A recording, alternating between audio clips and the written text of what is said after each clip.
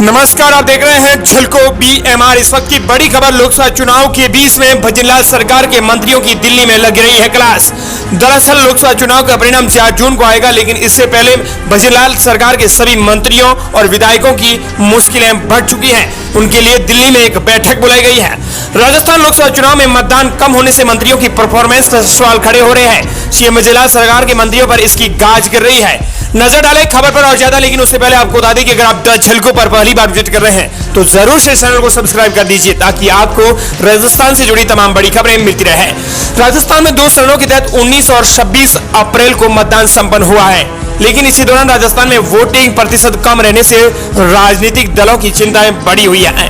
राजनीतिक जानकार अपने अपने कयास लगा रहे हैं। पिछले लोकसभा चुनाव 2019 के आंकड़ों पर नजर डालें तो इस बार 5.11% मतदान कम हुआ है। इधर वोटिंग प्रतिशत कम होने से भजनलाल सरकार के मंत्रियों की धड़कनें बढ़ गई हैं और धक धक करने लगी है। मंत्रियों के क्षेत्र की वोटिंग प्रतिशत की रिपोर्ट दिल्ली भेजे जाने की सियासी गलियारों में चर्चा हो रही है। बता दें कि मंत्रियों के क्षेत्र में मतदान कम हुआ था, जिसकी वजह से मंत्रियों के लिए एक दिल्ली में बैठक बुलाई गई है। हालांकि इस बैठक में बड़ा फैसला लिया जाएगा। आखिर ये सवाल खड़े हो रहे हैं कि आखिर ये वोटिंग कम क्यों हुई है। कहीं ना कहीं मंत्रियों और विधायकों की तो गलती नहीं है। ये ढूंढने के लिए दिल्ली हाईकमान ने एक बैठक बुलाई है। हालांकि यह बैठक आपको बता दें कि लोकसभा चुनाव के परिणामों के बाद में की जाएगी। 5 जून के आसपास ये बैठक की जाएगी। सियासी गलियारों में इसकी चर्चा भी तेज हो गई है।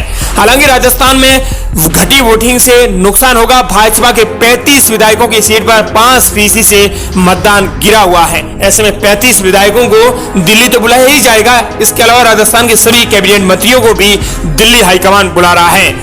गहलोत और वसुंधरा की सीट पर सबसे कम वोटिंग हुई है। ऐसे में वसुंधरा राजे को भी दिल्ली हाईकमान बुला सकता है। सियासी गलियारों में इसकी तेज चर्चा है। कम वोटिंग के बाद राजनीतिक दलों और चुनाव आयोग ने वोटिंग बढ़ाने के लिए भी एडी-चोटी का जोर लगाया था। ये आपको ज्ञात होगा। उसमें वे काफी हद तक कामयाब भी हुए, लेकिन राजनीतिक जो एक्सपर्ट हैं उनके मुताबिक दूसरे चरण में अच्छी वोटिंग ने खासतौर पर भाजपा को काफी राहत भले ही दी हो, लेकिन कांग्रेस खेमे में कुछ तनाव देखने को मिल रहा है। लेकिन इसी तनाव के बीच भाजपा ने परिणाम आने के साथ ही एक बैठक बुलाई है।